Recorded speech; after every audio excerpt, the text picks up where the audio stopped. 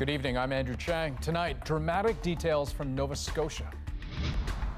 The stroke of luck that ended a rampage and the horrific way it began. I'm Adrienne Arsenault. Also tonight, devastation in Quebec's long-term care homes. Dehydration, kidney failure. The problems are deeper than COVID-19. I feel pretty good about it. How Saskatchewan plans to reopen gently. And Calgary gets hit hard again. The Stampede succumbs to the virus. This is The National. We begin with dramatic new revelations from the weekend massacre in Nova Scotia, including how it ended, an almost unbelievable fluke. For the second time this week, the Nova Scotia RCMP declined to go on camera to update their investigation or answer questions. But CBC News has been digging on several fronts, talking with multiple sources to fill in the gaps and get at the truth. Kayla Hounsell begins with some of what we've uncovered using audio we've obtained of emergency dispatch messages.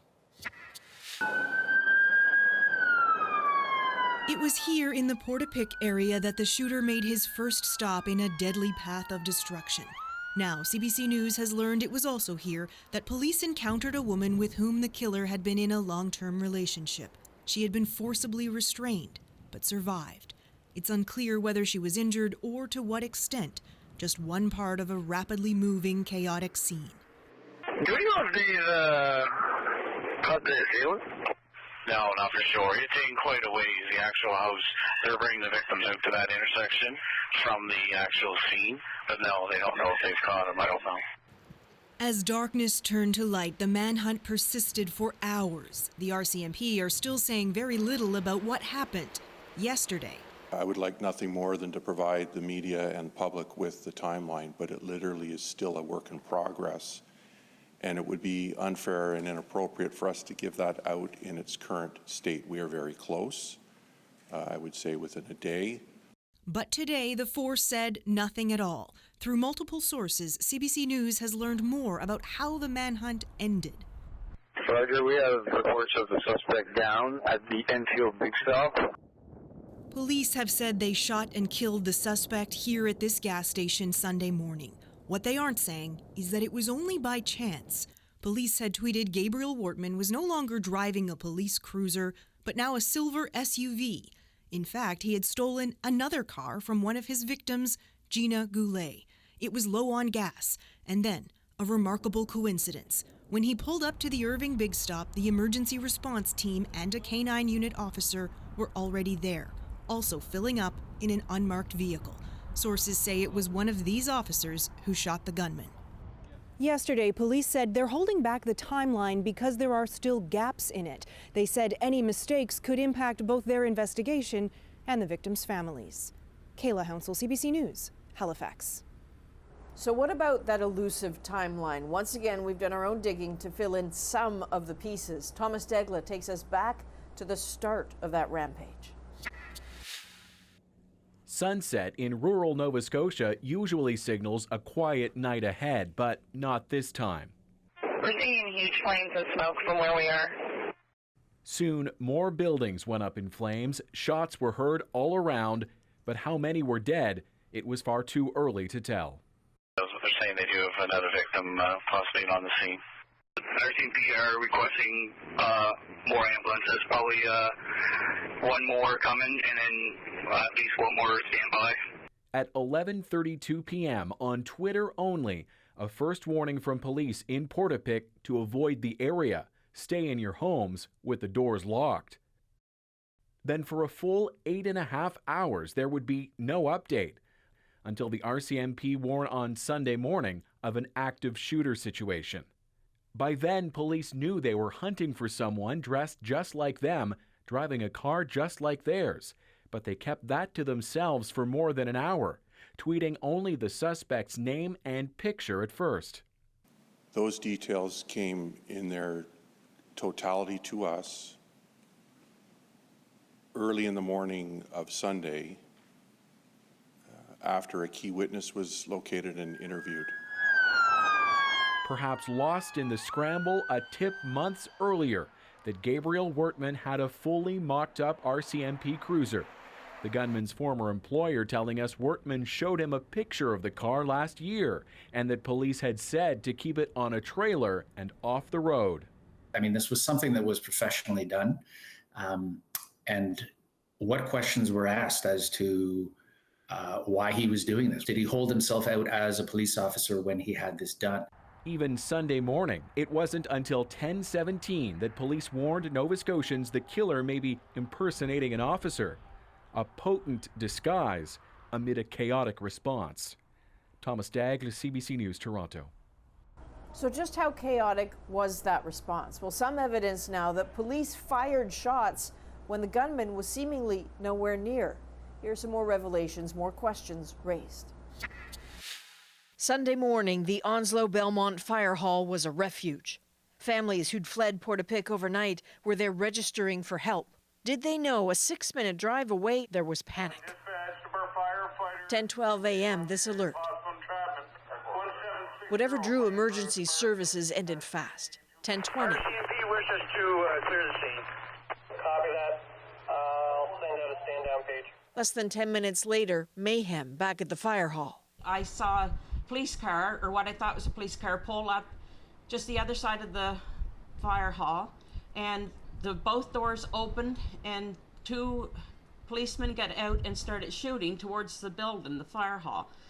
So I ducked down and yelled to my husband to get down, and then I looked a little later and I saw a guy crouched down between the 2 cars in the building by the fire hall. Look at the damage, the bullet holes. In a Facebook post, the fire chief wrote, "The gunfire caused considerable damage to our property, including taking one of our trucks out of service." The post has now been deleted. Why were the police firing at the building? Like, why did they pull in and just start shooting right away? There's just a whole lot of unanswered questions. We know now from the timestamp of this video that at 10:54 a.m., the gunman was in Millbrook, likely too far away to suggest he'd been at the fire hall. The police watchdog is investigating. 2 police officers are alleged to have discharged their firearms, fired their guns, but not at each other. So what was happening? We don't yet know. But within the hour, the gunman was dead. New traumas just beginning. Of course, at the center of this story, the 22 Nova Scotians whose lives were cut short last weekend. Mothers, fathers, sons, daughters, beloved colleagues and friends. Tomorrow night, CBC is carrying a special virtual vigil put together by the community of Colchester. You can watch it starting at 6 p.m. Eastern on CBC News Network, and in Atlantic, Canada, you can watch on CBC Television at 7 p.m. Atlantic. Turning now to this country's other major story. There are now more than 42,000 Canadian cases of COVID-19. And as economic pain and restlessness grow, a focus for officials, the continuing threat to lives. We actually don't know enough about the trajectory of this virus. We're learning about it every day. If we look over time at deaths per 100,000 people, we can chart COVID-19's impact on Canada's population. It's faring better than some of the world's hardest hit countries like Italy, the UK, and the US, but not quite matching Germany's path. So what's driving deaths here? Well, based on the incomplete data we have so far, of the more than 2,200 COVID-19 deaths in Canada, about 65% are in long-term care homes. Scenes like this one on the front page of today's Toronto Sun, hitting close to home for Ontario Premier Doug Ford. That's heartbreaking. You know, I relate to it in our own family, as I mentioned, with my wife Carla.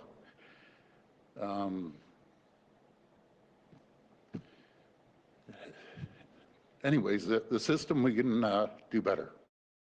Ford's office confirmed his 95-year-old mother-in-law has tested positive for COVID-19, but Quebec's long-term care crisis is even worse than the rest of Canada's. And Alison Northcott found signs the threat to seniors' lives runs deeper than just the coronavirus. At this Montreal hospital, Dr. Vin Kim Nguyen says he's seen an uptick in patients coming from long-term care homes with serious health problems beyond COVID-19. Problems that are more of general deterioration, dehydration, kidney failure, rather than fever and pneumonia per se. A sign he says some homes are struggling to meet residents' basic needs. Clearly, some of the residences, some of the facilities are overwhelmed, and they're sending us patients they just don't feel they have the staff to care for. 80% of Quebec's COVID-19 deaths have been in long-term care or seniors' homes, some dealing with major outbreaks and a critical shortage of workers. Lack of food, lack of regular meals, and dehydration. Debbie Newton believes that is what led to her mother Nancy's death at a home earlier this month. She says her health deteriorated after the province banned caregivers from coming in to help regular staff. You want to die with dignity. You don't want to die from a lack of care. The system just didn't, even before any of this, didn't have enough staff. The head of the company that owns that home has said its residents are not dying from a lack of care. And the province says it's now allowing some caregivers back into some homes. Some of them are literally abandoned. But it's too late, says this advocate who has filed a human rights complaint. These people are literally infringed and violated in their constitutional rights to safety, to integrity, and to dignity. And that's so shameful. I don't like to hear those stories more than you, but we're trying to do our best in order that it doesn't happen too many times. The province has asked for the help of 1,000 more soldiers to help fill the need left by nearly 10,000 healthcare workers off sick or afraid. Alison Northcott, CBC News, Montreal. In care homes, it's lives at stake. Across the country, it is also livelihoods. Most smaller businesses are either shut down or struggling to stay open. The government has loaned them a lifeline, but as Ashley Burke explains, it might not be reaching those who need it. For decades, Francois Bruno has been handcrafting Muskoka chairs for clients around the world, a business his father passed down that he fears could collapse without a bank loan. Well, it could be the difference between surviving and not. He lost 75% of his business because of COVID-19, so turned to Export Development Canada for help. They told me that I'd be available for help through their BCAP program, which they guarantee loans to small and medium-sized businesses for up to 80%. But his bank told him small business clients are not eligible, only companies with more than $15 million in revenues. I think this is wrong. We started in 1876. The owner of this family maple syrup business applied for the same loan, and he says it's been a nightmare. I feel like there's a lot of lip service being done and a lot of, we're here to support the small business, but I don't see a lot of action, I guess. Export Development Canada says several financial institutions are already looking to make the loan accessible to more small businesses. But at the end of the day, it's up to the banks. Because this is done in partnership with the financial institutions, it really is up to each financial institution to set its own criteria and engage with its own definition, really, of what a small business person would be. The government guarantee does not throw the bank rules out the window. Those rules require a due diligence investigation of the full application. Lee also says banks would be on the hook for 20% of the loan if it can't be repaid. The banks want to make sure that they're going to get their money back in the end. And I kind of understand that, but at the same time, we're hurting as a business, and so are many other small businesses. For its part, the government says this is a big program, and while relationships between small businesses and banks are going well, they expect individual challenges. Ashley Burke, CBC News, Ottawa. Well, 6 weeks after the pandemic was declared, provinces are planning their comebacks. But with the virus hitting some parts of Canada harder than others, timelines will vary. What we're doing at the federal level is attempting to pull together and coordinate all different provinces so that we are working from a similar set of guidelines and principles. PEI said this week it hopes to reopen businesses in early May. Manitoba wants to ease restrictions in the coming weeks. But today, Saskatchewan became the first province to outline a concrete step-by-step plan to do just that. Bonnie Allen shows us how it'll work. Yes, people are happy, but not like this. And this won't happen for a long time. Today I'm announcing our plan to gradually, cautiously, and methodically reopen businesses. It's a 5-phase plan that starts the first Monday in May. That's when people can access medical services, the dentist or physical therapist. By mid-May, they can hit the golf course. In Phase 2, retail outlets and hair salons can reopen their doors, with campgrounds not far behind. I feel pretty good about it. Businesses must enforce physical distancing and stringent cleaning. We can wear masks, and we can limit our numbers of people in the salon, and we can limit how far apart the clients are. But Annabelle Townsend is not as excited. She plans to delay the opening of her bookstore. Books are not the sort of things you can disinfect seasonally, and even if I put a screen up or wear a mask while I'm serving customers or anything, it's not going to stop people thumbing through books and browsing. Plus, she has children, and schools remain closed. The owner of this restaurant feels the same. Part of me wants it to be open, and the other half of me is scared of a spike. The final phases don't have set dates. It will depend on the number of COVID-19 cases. But Phase 3 would include opening restaurants and bars at 50% capacity, as well as daycares. Pools and playgrounds follow. Large gatherings would be last. Restrictions on travel and seniors' care homes remain in effect indefinitely. The most important thing to do is to think about new cases that are going to walk, drive, or fly back into the province. And that's where an emphasis on testing is going to be very important. And this plan is for Saskatchewan residents. It's not an invitation to other Canadians to come here for a golf game and haircut. Bonnie Allen, CBC News, Regina. For the first time in almost a century since it became an annual event, the Calgary Stampede will not go ahead this summer. As Aaron Collins explains, officials say it's just too risky. The Calgary Stampede has bucked and roped its way through everything from world wars to the Great Depression over the years. Not even the floodwaters that enveloped the city and the grounds in 2013 could stop it. Back then, organizers said the show would go on come hell or high water. But even from the cowboys who count on it most, no such bravado this time. The health of our fans, our sponsors, our supporters, the people that volunteer at these venues, the people that work for us behind the scenes in the barns, there's no need to put them at risk for chuckwagon racing. Of course, the Stampede is more than just a rodeo. It's a symbol of civic pride, attracting tourists from around the world and pumping around $500 million into the local economy. Its cancellation, another blow for the city. The triple whammy is the public health impact, the global recession that's being brought on by the virus, and the never-before-seen challenges in the energy sector in oil and gas.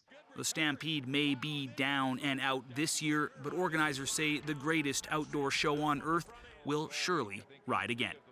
Aaron Collins, CBC News, Calgary. Alberta, meanwhile, reported 2 more deaths today as a result of COVID-19. Both are linked to the JBS meat plant that's southeast of Calgary. To date, the plant in Brooks has seen 124 cases, with more positive results expected in the coming days. This is the second plant in the province dealing with a major outbreak. The cargo facility in High River was forced to close after being linked to nearly 500 cases. We're putting in place an additional $1.1 billion for a national medical and research strategy. And that is some major money being announced in Ottawa today towards the scientific fight against COVID-19. The funds will be allocated towards developing treatments, testing Canadians, and discovering a vaccine. And Canada's cities are asking the federal government for $10 to $15 billion in emergency funds as they deal with the financial crisis brought on by COVID-19. The Federation of Canadian Municipalities says the pandemic has led to a plunge in revenues from services like transit and recreational facilities. Well, most clinics and doctors' offices have changed procedures during the pandemic, including seeing patients virtually. But some things need to happen in person. Vaccination is one of them. And Vicadopia tells us why doctors are warning about the risk of putting those on hold.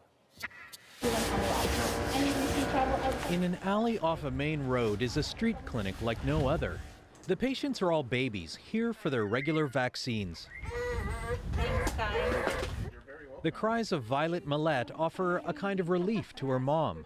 We just wanted to make sure that we were keeping on top of her schedule, and we were concerned because of what's going on right now that we weren't going to be able to do that. Patients are really scared of coming into the clinic. So this is a way for us to vaccinate our children in our community while at the same time limiting our PPE burn rate.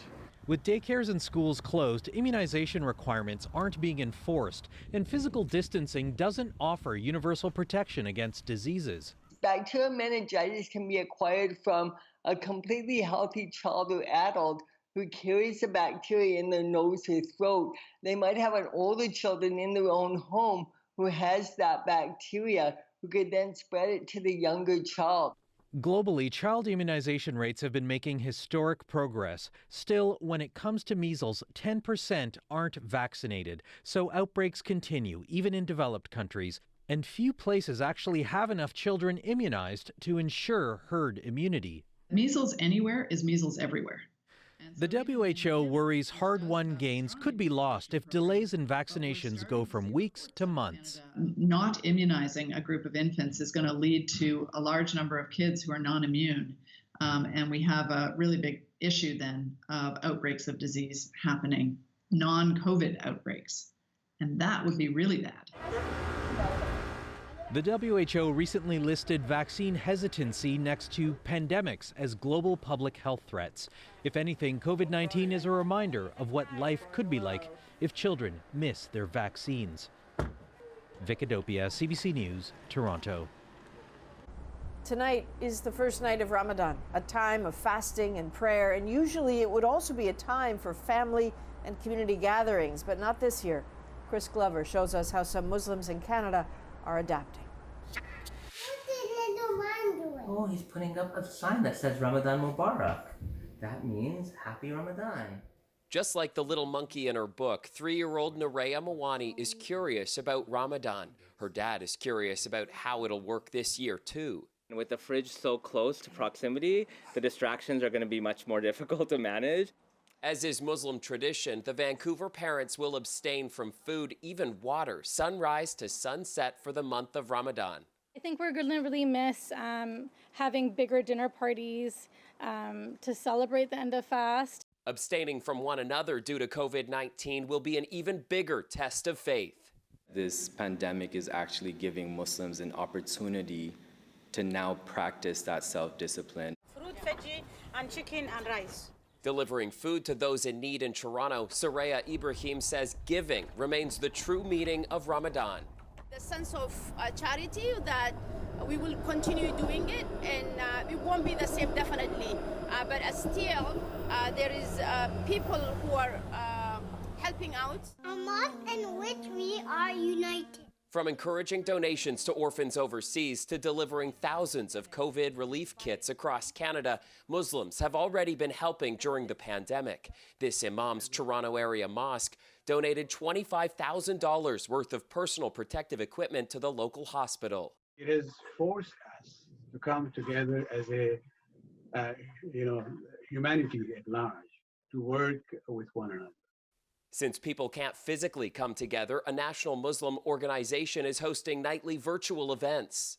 We want to be able to give people that spiritual boost for the night at home. Hopefully all of us can take moments in our day to also be grateful for what we have. Especially amid the loneliness, that lesson is more important than ever. Chris Glover, CBC News, Toronto. In an election year with no rallies, President Trump has found a way to campaign anyway. You know you're a fake. You know that. Up next, how he's using his pandemic press briefings to get out his political message. Plus, it's At Issue Night. Rosie and the gang on how the provinces are handling COVID-19 and the plans to reopen. And jokes for sale. What's a pirate's favorite planet? The Vancouver Island kid who is about to brighten your day. We're back in 2.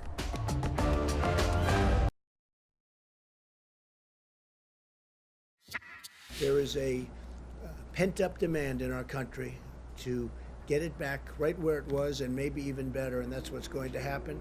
The American president called for continued diligence today while eyeing a phased reopening of the economy. But even he has said Georgia's plan to get businesses back up and running tomorrow is too soon.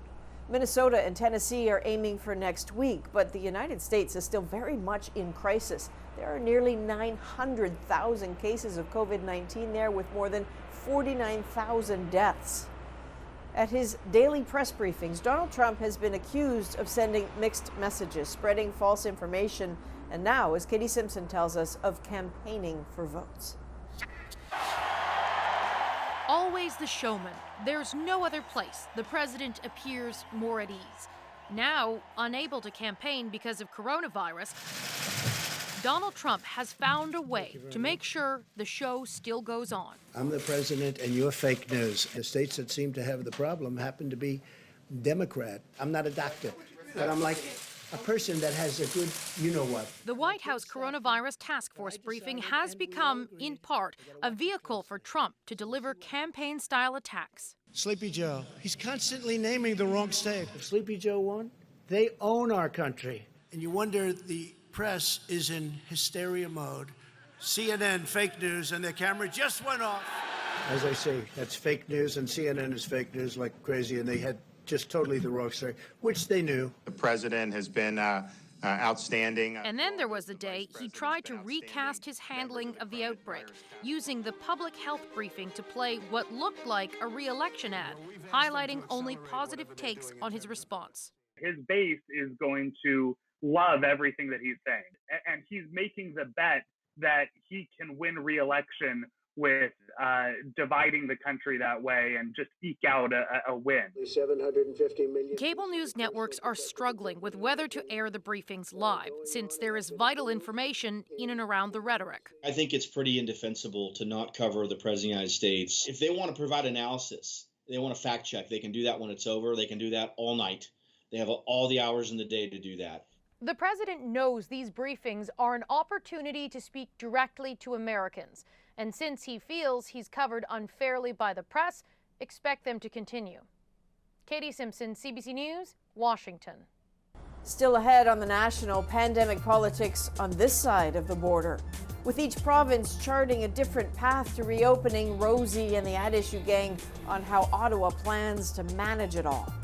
And as we do every night, we take your COVID-19 questions, including this one about disinfecting things. If the virus only survives for 2 days on a surface, can I disinfect basically anything by just letting it sit?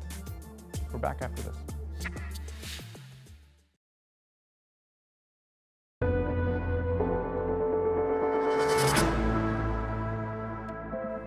Welcome back. Time to get to your COVID-19 questions. Respirologist Dr. Samir Gupta joining us right now.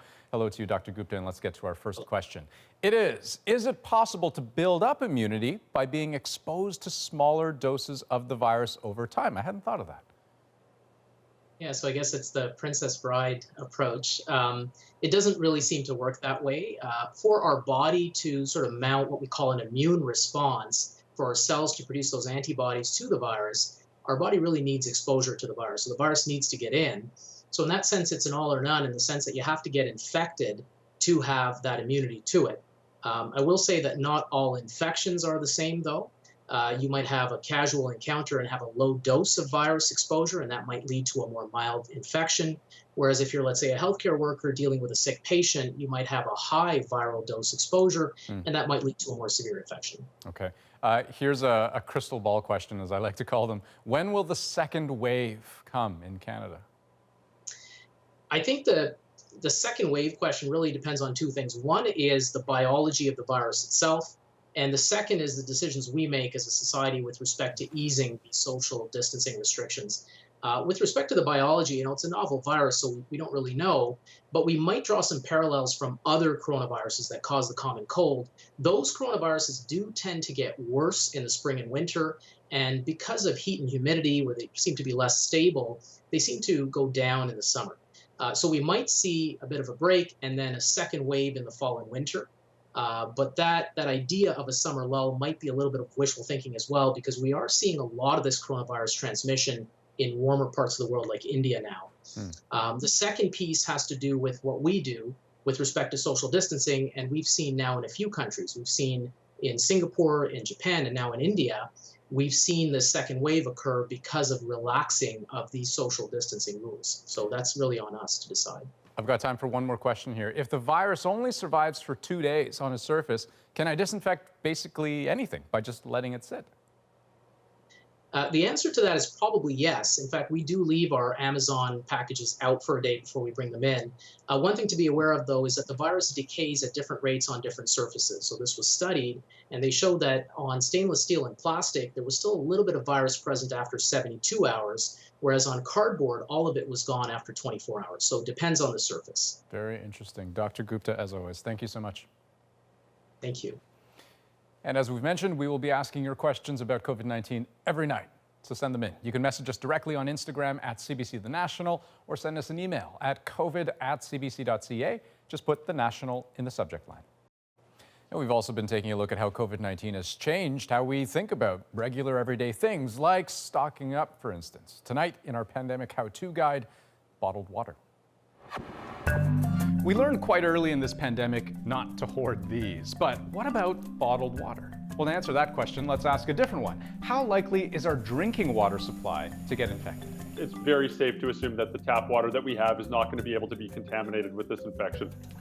That's because drinking water is filtered and chlorinated. This coronavirus doesn't survive that, full stop. It's a respiratory illness. So if you did stock up on bottled water, it would have to be because you're hedging against some bigger systemic problem, like if some critical piece of water infrastructure were to suddenly get disrupted or shut down entirely. You can decide how likely that is. I certainly don't have a crystal ball, but no, you don't get COVID-19 from drinking water. If you do decide to switch to bottled water, just remember, you should be the only one drinking out of it. Still ahead on The National, a little levity for dark times. We'll take you to a joke stand in Saanich, BC. But first, it's Thursday. That means Rosie's here with that issue. Adrian, this week we are looking at how the provinces are handling the pandemic between plans to reopen their economies, some requests for the military to help in long-term care homes. Chantal, Andrew, and Althea will join me and all of you right after the break.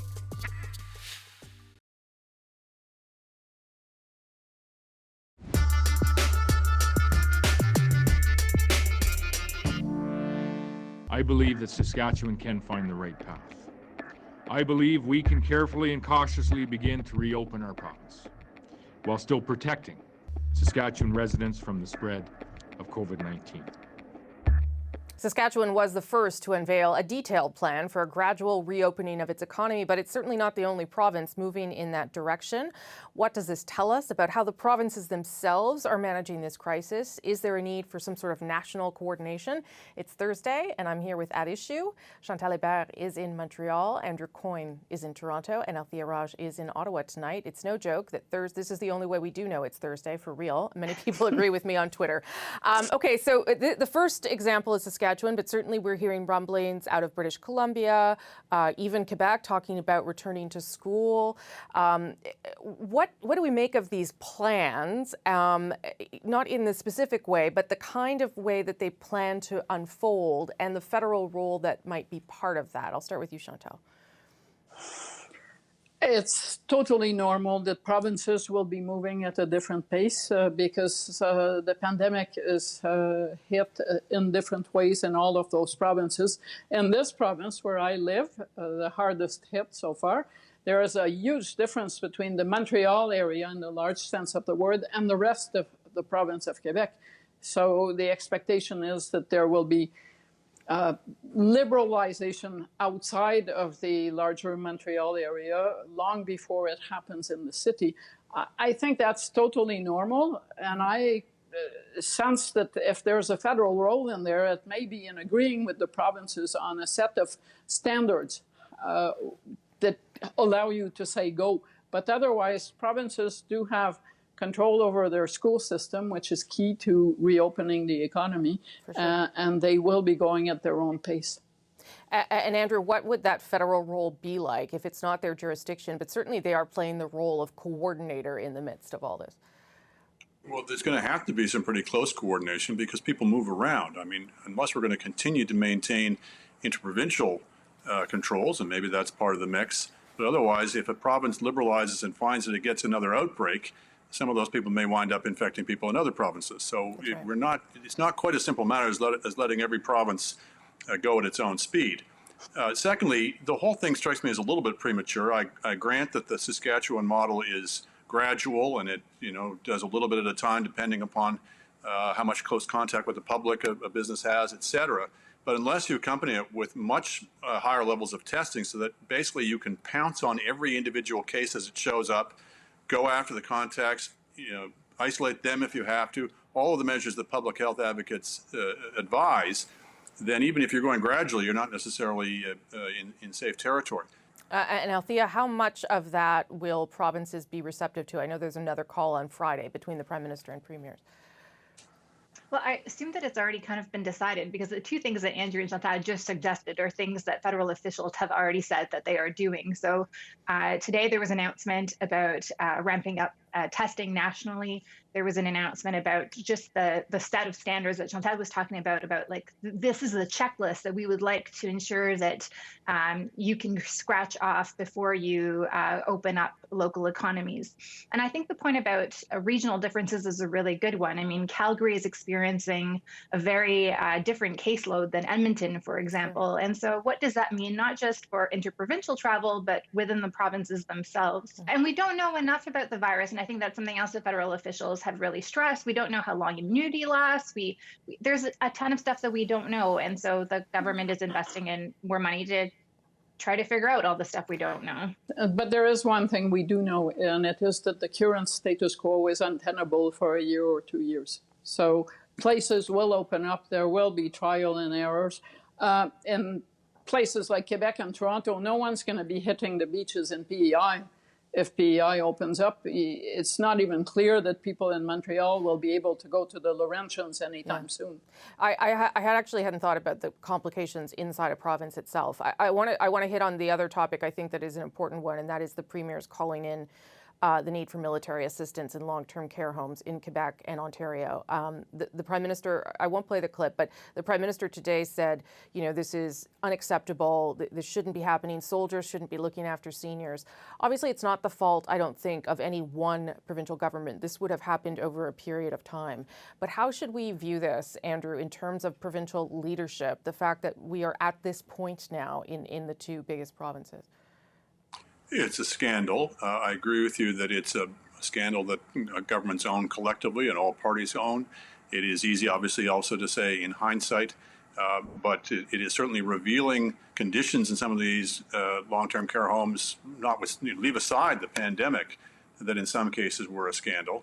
And certainly they seem not to have been nearly prepared. Governments have been playing catch-up, federal and provincial, all the way through this. We've seen this at the federal level in terms of not closing the borders when they might have, of being all over the map on the question of masks, et cetera. So while obviously we're focused right now on trying to save lives and get through this crisis, there will need to be a stock taking after this, not necessarily to point fingers, but to find out where we were deficient at the federal level in terms of their preparedness, and in this particular case, the provinces with their management of the group homes. Althea, on the same topic. We heard Patty Hajdu, the Minister of Health, say that there will be a stock taking nationally about what to do with regards to long-term care homes. But I think this is one of numerous examples that I think have come to the forefront because of COVID-19 to kind of make us realize about some of the gaps in our system, whether it's, really low welfare payments or the situation in long-term care homes, local manufacturing, the safety of the food supply. So many different things have come to the forefront because of this. And this is sadly one very stark example. Chantal. Let me take you out of this pandemic. We've just realized all of this. To take you back, I've been covering politics maybe for too long. Was it 2004, Paul Martin and the healthcare accord that was supposed to fix the healthcare system for a generation or forever, and the home care chapter of it? Because we would not have systemized parking older Canadians in homes if we had developed a home care system as part of our Medicare system. So before we fix let's make sure that all those homes are well maintained in the future, possibly a step back to say, If we offered more home care, we would have less elderly people in homes. Okay, on that, I'm going to leave it. Thank you all very much, as always. Before we go, be sure to subscribe to At Issue, the podcast. We put extra content there, and this week we're talking about what happens to a government when it just keeps facing crisis after crisis. Look for it on any major podcast app, our website, cbcnews.ca/thenational. For now, though, back to Adrian and Andrew in Toronto. And next on The National, figuring out how to get pro sports players back on the field. Here's one wild solution from Taiwan. So what are the big leagues working on? Next.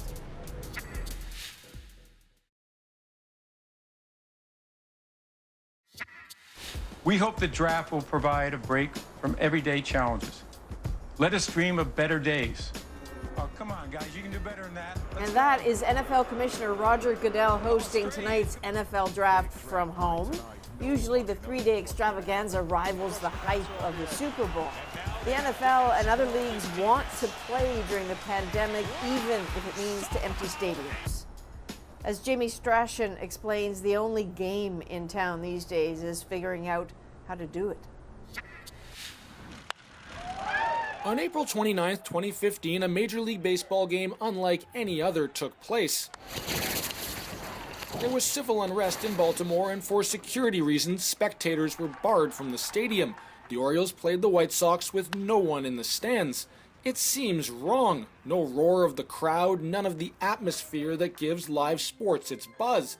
But what seems so wrong could be exactly the right prescription as professional sports plot a return. Mass gatherings is not in any of our near future. I think that is sort of pretty evident. So far, the model being floated by most professional leagues involves playing games in one city, so no travel. The NHL has talked about the idea of playing in multiple cities, but for all leagues, players and staff would be tested often and stay in hotels isolated from their families. We had a great day with this club yesterday. The PGA has proposed moving forward with 4 events without spectators, starting in June. We are going to need to be able to test players, caddies, and other constituents before we return, but we need to do so in a way that's not going to take away from the critical need that we're currently facing.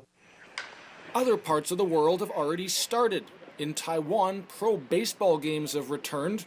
Instead of fans, cardboard cutouts and robots filled the stands. It's not just empty stadiums. All of these plans would require players to live in a bubble, perhaps for months. My wife is pregnant. What am I going to do when she goes into labor? Am I going to have to quarantine for 2 weeks after I come back? Because obviously I can't miss that birth of our first child. Health officials stress that no matter how eager leagues are to get back in the game, minimizing the spread of the virus must be the priority before the roar of the crowd fills these stadiums again. Jamie Strachan, CBC News, Toronto. Okay, next on The National, we could all use a smile these days. Enter Callahan. What is black, white, and red? A penguin that's embarrassed. His twist on the old lemonade stand next.